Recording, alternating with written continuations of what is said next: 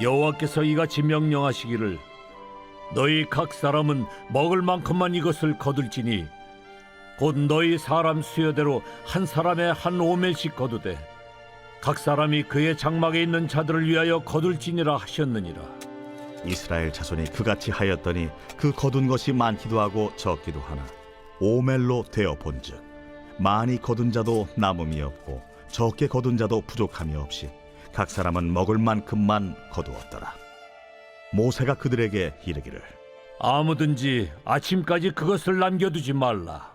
그들이 모세에게 순종하지 아니하고 덜어는 아침까지 두었더니 벌레가 생기고 냄새가 난지라. 모세가 그들에게 노하니라.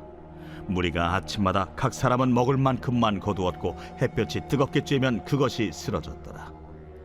여섯째 날에는 각 사람이 갑절의 식물 곧 하나에 2오멜씩 거둔지라.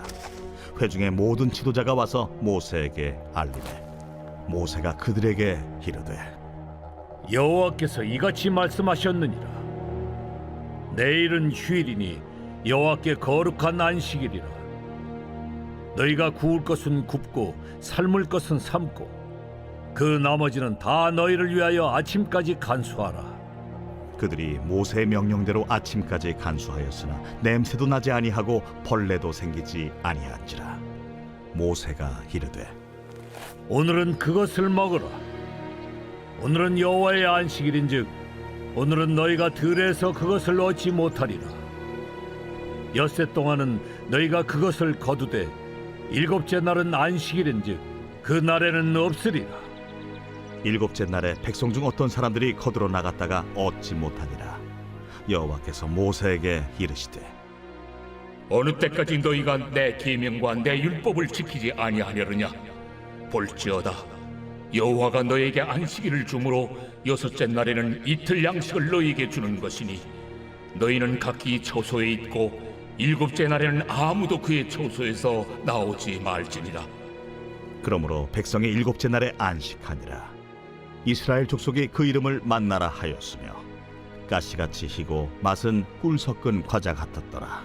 모세가 이르되 여호와께서 이같이 명령하시기를 이것을 오멜에 채워서 너희의 대대 후손을 위하여 간수하라. 이는 내가 너희를 애굽 땅에서 인도하여 낼 때에 광야에서 너희에게 먹인 양식을 그들에게 보이기 위함이니라 하셨다. 또 모세가 아론에게 이르되 항아리를 가져다가 그 속에 만나 한 오멜을 담아 여호와 앞에 두어 너희 대대로 간수하라. 아론이 여호와께서 모세에게 명령하신 대로 그것을 증거판 앞에 두어 간수하게 하였고 사람이 사는 땅에 이르기까지 이스라엘 자손이 40년 동안 만나를 먹었으니 곧 가나안 땅 접경에 이르기까지 그들이 만나를 먹었더라. 오멜은 10분의 1 에바이더라. 오늘 말씀 출애굽기 16장 만나를 먹었더라입니다. 어제 오랜만에 공휴일이었는데 광복절 모두 잘 보내셨나요? 저희 가족은 광복절 날 오랜만에 한자리에 모여서 식사를 하게 되었습니다. 지난주 루아루미니는 코로나로 격리 상태였고 저는 또 수련회 설교 준비와 2박 3일 수련회 진행으로 바쁜 시간을 보냈습니다. 각자 매여있던 것에서 해방되고 나서 다 함께 간만에 식사를 하는데 저녁 식사가 얼마나 맛있게 먹었는지 모릅니다. 루아가 대표 기도를 하는데 맛있는 음식을 주셔서 감사하다라고 하나님께 기도하더라는 것이죠. 나라가 해방된 광복절에 맛있는 만나로 가족 식구가 하나 되는 시간을 보내게 되었다라고 말할 수 있을 것 같습니다. 그런데 오늘 본문의 상황이 이렇습니다. 특히나 출애굽기 16장은 굉장히 유명한 장인데 만나와 메추라기 장이라고 불리는 장이죠. 드디어 이스라엘 백성이 애굽으로부터 해방되게 되고 완전히 출애굽하게 되지 않았습니까? 나라가 자유를 얻고 이제 새로운 광야 생활이 시작되게 되었는데 이것이 너무나 기쁜 일이지만 한편으로 현실적인 문제들에 부딪히게 되더라. 하나님께서 만나를 주시는 이유가 무엇이고 오늘 만나의 특성이 무엇인지에 대해서 함께 살펴보도록 하겠습니다. 만나의 특징 첫째는 만나는 각 사람이 매일 아침에 거둬야만 합니다. 16절에 먼저 하나님께서 명령하시죠. 무엇을 명령하시나 보니 각 사람은 먹을 만큼만 만나를 거두는데 한 사람당 한 오멜씩 거두라 라고 말씀하십니다. 한 오멜이라는 것은 항아리로 1인분을 말하는데 각자 만나를 거두는 그 시간이 또 있다라고 합니다. 맨 마지막 절에 21절에 아침마다 거두라 라고 명령하고 있음을 알 수 있죠. 엄청난 인구의 이스라엘 백성들이 출애굽의 기적과 영광을 맛보고 광야로 나왔습니다. 약 250만에서 300만 명 정도의 사람들이 나왔는데 당장 현실의 문제가 생기죠. 그것이 뭐냐? 먹고 사는 문제이더라. 그래서 이스라엘 온 회중이 광야에 나오자마자 처음 했던 일이 뭐냐? 모세와 아론에 대한 원망을 하기 시작했고 이어서 하나님께 대한 원망을 하기 시작했습니다. 출애굽했을 당시에는 홍해가 갈라지는 것을 보고 하나님을 찬양했죠. 애굽 군대가 수장되는 것을 보고는 하나님께 놀라운 영광을 돌리게 되었습니다. 엄청난 권세와 영광을 가진 하나님을 노래하며 송축하는 시간이 있었죠. 그런데 환경이 조금 바뀌니까 어떻게 됩니까? 이스라엘의 백성의 전공인 불평이 나오고 있더라. 그들의 전공이 원망이고 불평이고 타고난 죄성의 모습이 나오고 있지 않습니까? 그래서 하나님이 어제 원망함을 듣고 주신 것이 무엇이냐? 오늘 바로 만나와 메추라기라는 사실을 말하고 있습니다. 이 만나를 주시면서도 이스라엘 백성이 순종하는지를 하나님이 보시겠다라고 말씀하시죠.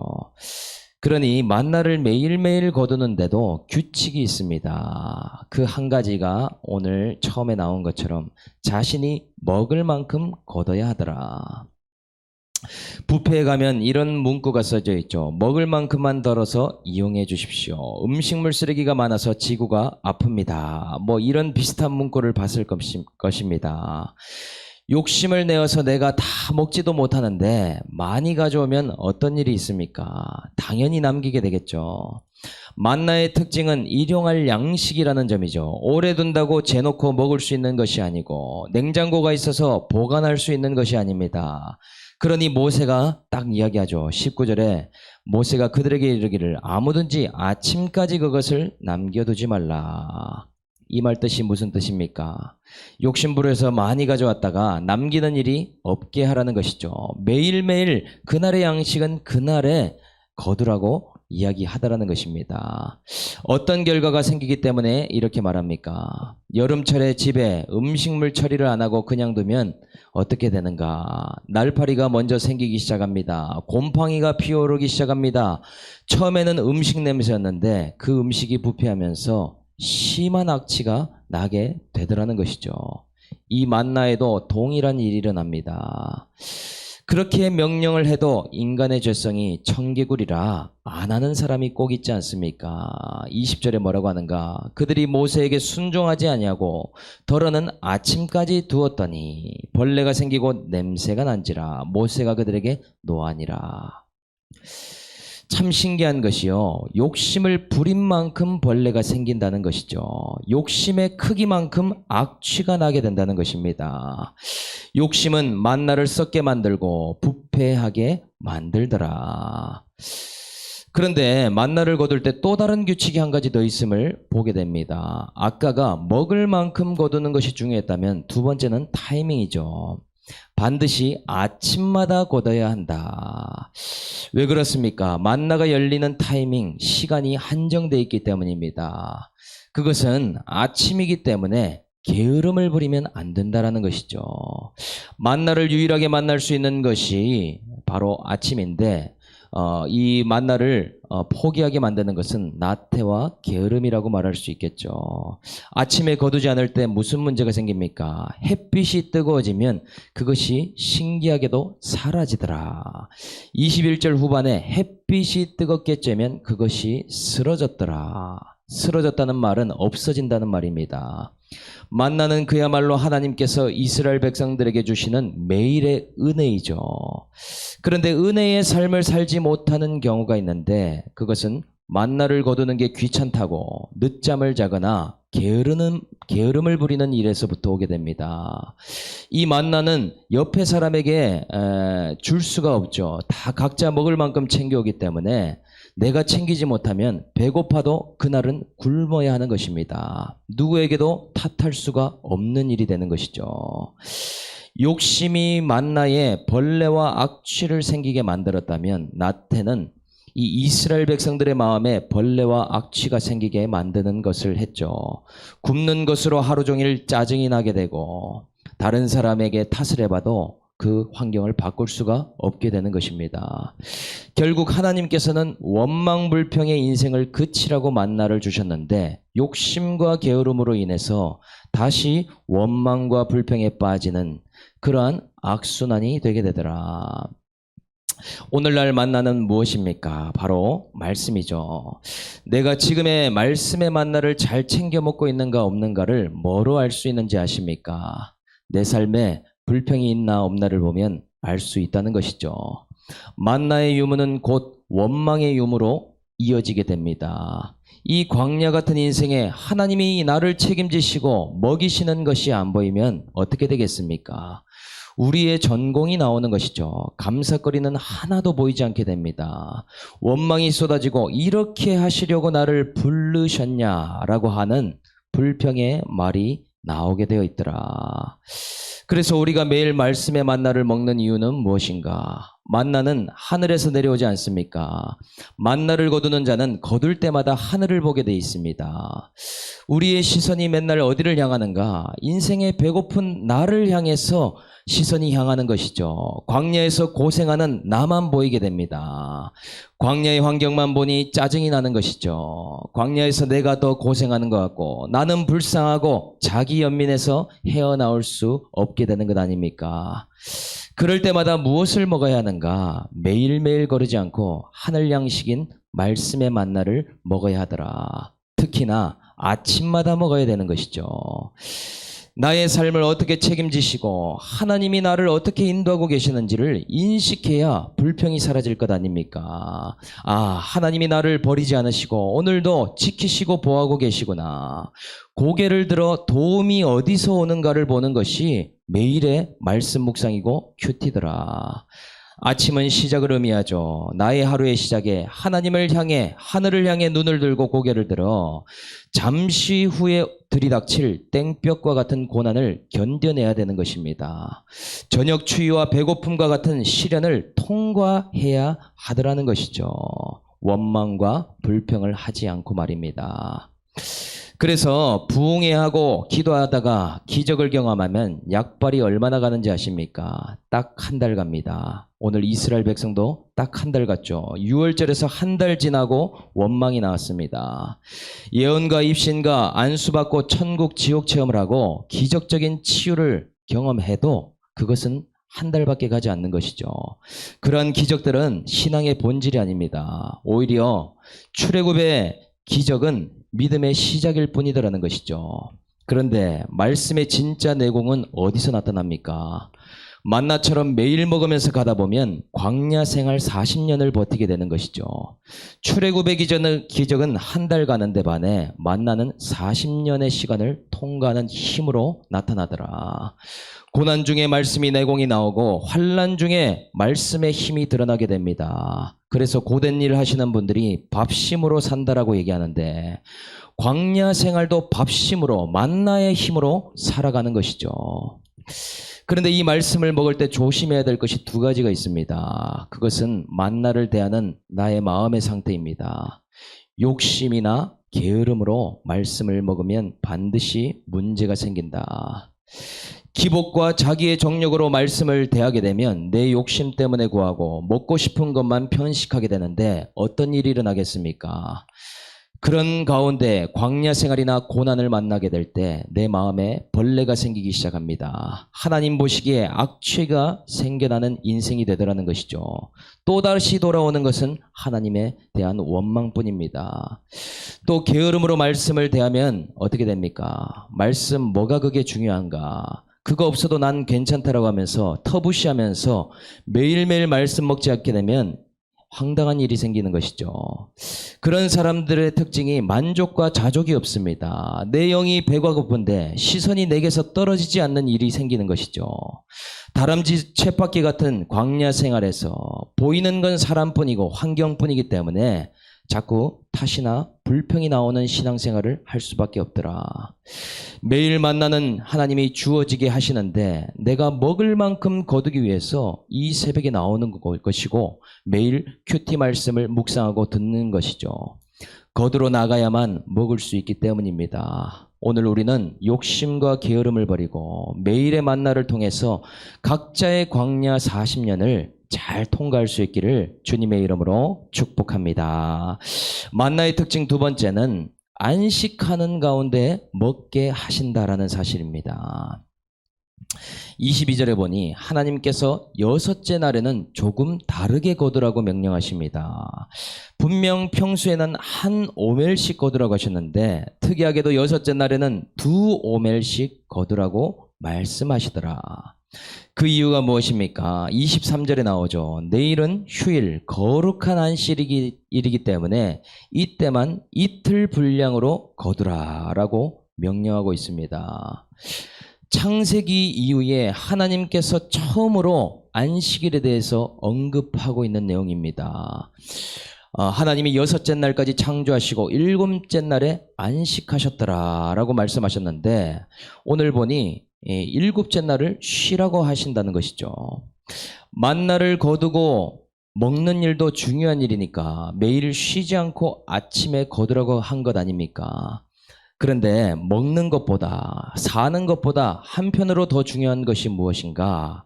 안식하는 것이 더 중요하다라고 이야기한다는 것이죠. 그러니 이 광야에서 먹고 사는 일보다 더 중요한 것은 하나님 안에서 쉼을 갖는 것입니다. 환경이 좋지 않아도 하나님을 섬기고 광야처럼 척박해도 하나님을 예배하면서 쉬라. 그것이 하나님이 중요하게 생각하는 포인트다라는 것이죠. 저희 세창의 한 친구가 새로 예배를 나왔는데 그 친구가 교회를 오래 떠났다가 왔는데 예배를 어떻게 나오게 되냐 물었더니 계속해서 세상에서 쉼이 없다가 오랜만에 예배를 나왔는데 오랜만에 쉼을 갖는 것 같아서 나온다라는 말을 들었습니다.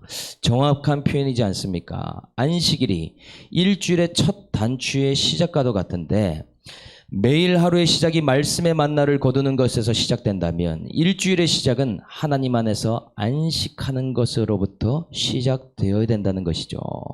먹고 사는 일이 결코 영육의 쉼보다 앞설 수 없습니다. 나의 생계 문제가 하나님 안에 안식하는 일보다 크지 않더라는 것이죠. 어떤 면에서는 만나의 기능 또한 쉼이 됩니다. 원망의 인생으로부터 쉬게 하기 위해서 만나를 주셨고 광야에서 뼈 빠지게 일해서 먹고 사는 게 아니라 은혜로 공급받고 쉬라고 이것을 허락하셨다는 것 아니겠습니까? 그런데 하나님 말씀대로 하니 어떻게 되는가? 24절에 모세의 명령대로 아침까지 간수했는데 냄새도 안 나고 벌레도 생기지 않는 일이 일어났다라고 기록합니다. 분명히 평소에는 많이 가지고 왔다가 남기면 그 즉시 다음 날에 벌레가 생기지 않았습니까? 썩는 냄새가 진동을 했겠죠. 그런데 갑자기 이 만나의 유통기한이 길어진 것인가? 안식할 수 있는 비결이 여기서도 나오는데 말씀에 대한 순종에서 오게 된다는 것입니다. 하나님은 우리처럼 일을 벌려놓고 보는 분이 아니고 분명한 계획이 있으신 분이시죠. 그냥 무대책으로 애굽에서 빠져만 나오게 해놓고 이제는 너희가 열심히 뼈 빠지게 일하면서 살아봐라 이렇게 말씀하지 않습니다. 믿고 따라야 할 뜻과 분명한 계획을 보이시면서 순종할 때 공급이 있고 끊어지지 않도록 역사하신다는 것이죠. 그런데 아까 전에도 청개구리와 같은 사람이 있지 않았습니까? 이 안식일에도 또 순종하지 못하는 사람이 있습니다. 말씀대로 하지 않은 사람들은 어떻게 되었는가? 27절에 일곱째 날의 백성 중 어떤 사람들이 거두러 나갔다가 얻지 못하니라. 안식하기 위해서 2오멜씩 거둔 사람은 장막 바깥으로 나갈 이유가 없습니다. 그 사람들은 한 오멜씩 장막 안에서 먹으면 되는 일이죠. 그런데 문제가 되는 사람은 누구인가? 안식일에도 그냥 해오던 대로 내 기준 내 생각대로 나가는 사람들입니다. 여섯째 날에 두 오멜을 가져오지 않은 사람이 문제가 되는 것이죠. 내일도 나가면 있겠지. 또 모자라면 안식일에도 나오겠지. 그래서 나가는 사람들이 얻지 못하는 일이 오늘 생기게 되지 않습니까? 일곱째 날에는 각자 처소에서 거룩의 자가격리를 하면서 안식하도록 해야 하는 것이죠. 우리에게도 이 주일 성수는 하나님께서 우리를 쉬라고 주신 축복의 날입니다. 그 하루를 맡기고 책임지시는 하나님을 좀 믿어보라고 말씀하시는 것이죠. 안식하라 하시는 하나님 말씀에 순종해보라고 그날을 주신 것입니다. 그런데 안식이 안 되는 사람의 특징이 무엇인가? 불안한 사람이죠. 기준이 말씀보다 내 판단이나 내 생각에 있는 사람입니다. 그래도 내 인생을 내가 책임져야 되지 않는가? 주일에도 열심히 나가야지. 그래도 남들보다 더 노력해야지. 말씀보다 내 생각이 우위에 있기 때문에 그러한 뜻에 순복하기가 어렵다는 것이죠. 내가 수고한 만큼 먹고 산다고 생각하기 때문에. 그렇다면 은혜가 왜 필요하겠습니까? 율법적인 삶을 살아야 되겠죠. 안식보다 먹고 사는 일이 더 크게 보이기 때문에 하나님의 뜻에 결국은 믿지 못하고 순복하지 못하는 것 아니겠습니까? 예배는 예배고 그래도 내가 뼈 빠지게 수고해야 물 들어올 때 노를 저어야지만이 돈이 훨씬 더 많이 들어오지 않을까? 이왕이면 그때 더 수고해야 되지 않을까? 결코 아니라는 사실입니다. 말씀대로 하지 않는 사람의 특징이 뭐냐? 헛수고라는 사실이죠. 거두로 나가도 얻지 못하는 삶을 반복하게 됩니다. 수고하고 그날에 나가도 결코 얻지 못합니다. 왜냐? 말씀에 대해서 순종하지 않았기 때문에. 돈이 있는 것 같다가도 순식간에 날아가게 됩니다. 눈에 안 보일 뿐이죠. 깨진 독이고 터진 웅덩이와 같습니다. 하나님 말씀에 순복하지 못하면 줄줄 새어나갈 일이 한두 개가 아닌 것이죠. 또 내 뜻과 내 판단대로 하나님을 섬기면 뭐가 되는 것 같다가도 아무것도 안 된다는 것이 핵심입니다. 겉으로 보기에 성실해 보이고 참 열심히 산다라고 생각이 되는데 열정으로 뭔가 나서서 해보는 것 같지만 실제로는 하나님을 만홀히 여기는 일이기 때문에 허탕이라는 사실이죠. 더 불안으로 빠지고 더 안 되는 쪽으로 가는 길을 내가 택하고 있다는 것을 봐야 되더라. 바라기는 오늘 헛수고를 이제 그만하고 말씀 안에서 안식하게 하시는 하나님을 좀 믿고 따라갈 수 있기를 이 시간 바랍니다. 오늘 하나님 뜻 안에서 안식하고 쉴 수 있는 그런 하루가 되시기를 주님의 이름으로 축복합니다. 만나의 특징 세 번째는 간수해서 후손에게 보이게 하라 라고 말씀하신다는 점입니다. 드디어 하나님이 내려주신 음식의 이름이 나오죠.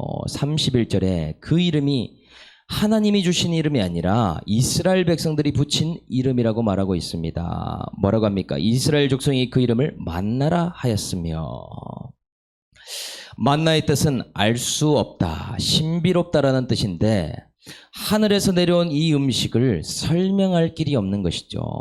땅에 사는 사람들이 한 번도 만나본 적이 없는 양식입니다. 이 인간의 상식으로 설명할 수 없는 신비에 가깝습니다. 그래서 이스라엘 백성들이 뭐라고 설명하는가 보니 가시같이 희고 맛은 꿀 섞은 과자와 같았더라. 가시는 고수같이 향신료 같은 풀을 말하고 풀의씨같이 희고 꿀 섞은 과자 같은데 이 과자를 애굽에서나 광야 그 어디에서도 본 적이 없는 음식이더라. 이렇게 표현을 하고 있더라는 것이죠. 그런데 32절에 보니 하나님이 한 가지 더 명령을 하시는데 한 오멜에 채워서 대대로 후손을 위해서 간수하라 라고 명령하십니다. 이 만나가요, 참 이상한 점이 한 가지 또 있습니다. 분명히 하루 또는 이틀이면 썩는 줄 알았는데 이게 영구적으로 썩지 않게도 되더라라는 사실이죠. 분명히 이 일반적인 세상의 음식과는 다른 것이 분명합니다. 여기서 우리는 만나의 또 다른 특징을 발견하게 되죠. 만나는 음식처럼 기한이 정해져 있는 것이 아니고 우유처럼 유통기한이 있거나 수박을 냉장고에 넣어놔도 일정 시간이 지나면 상하게 되는데 이 만나는 그렇지 않다는 것을 알 수 있습니다.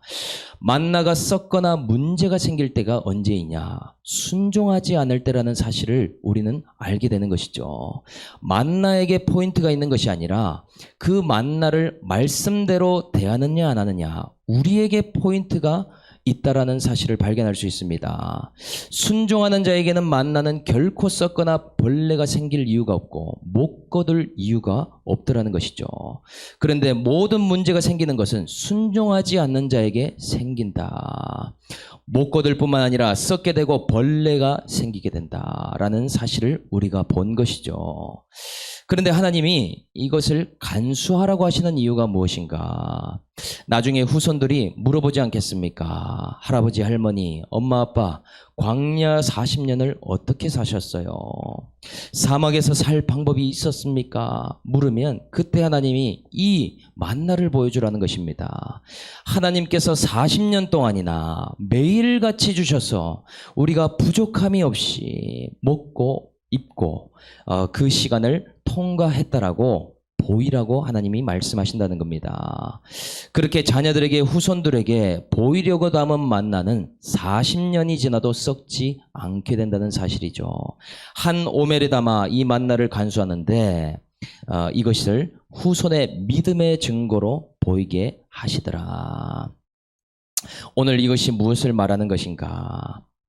오늘 나는 내 자녀들에게 아니면 내 후손들에게 보여야 되는 것이 광야에서 살아낸 신선한 만나가 있는가? 나는 오늘 이 광야를 생활하는데 하나님의 말씀을 붙들고 살아가고 있는가? 분명 신선한 만나이지만 이것이 내 마음에 간직되고 간수될 때에 영원히 보존될 뿐만 아니라 내 자녀들, 후손들, 믿음의 후손들에게 전수되는 믿음의 증거가 된다라는 사실입니다. 저는 이번 수련회를 통해서 만나를 내리시는 하나님을 확실하게 경험하게 됐습니다.